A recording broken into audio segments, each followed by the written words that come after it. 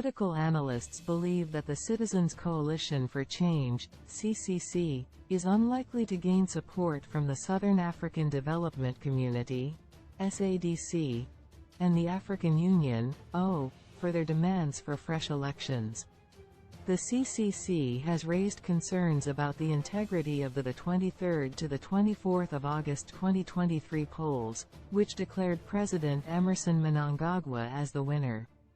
The CCC has hinted at legal challenges and has called for However, experts argue that foreign supervision of elections may not be feasible. They suggest that SADC and O would likely advise pursuing legal avenues before considering intervention.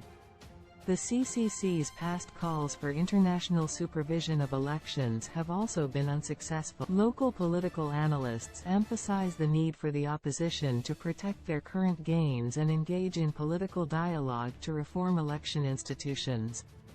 Professor of World Politics at the University of London School of Oriental and African Studies, Stephen Chan, said, "It seems the strategy is to call upon SADC and the O to support this call. This may not be successful. Observer reports are one thing, repudiating a government, even one in place by tainted means, is something else. SADC will say try the courts first, but the courts, in like ruling against the CCC, will simply validate the government, further reinforcing the SADC per astronomical unit reluctance actually to intervene." Local political analyst Rashweet Mukundu said while the CCC's demand for fresh elections may not be realized, they should continue advocating for electoral reforms. He said, "I think it's a bold statement by CCC that Zimbabwe needs a fresh election managed by a neutral body. It could be SADC or the O.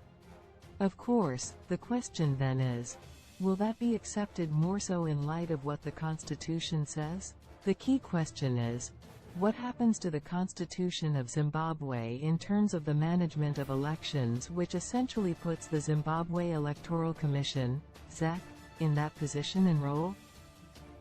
Even if the call for fresh elections does not happen, the CCC still needs to defend and protect its current gains and still push for political dialogue on reforming institutions that are responsible for elections." Another political analyst Effie Ncube, however, urged the opposition to explore various strategies and utilizing both local and international platforms. Ncube said, "There is no silver bullet in this tragedy. Therefore, every avenue must be tried to resolve a potentially explosive situation. There are a range of tools and strategies out there that can be used to deliver a better outcome from the dispute around the election results. That the CCC has picked one of these does not mean that others should be discarded.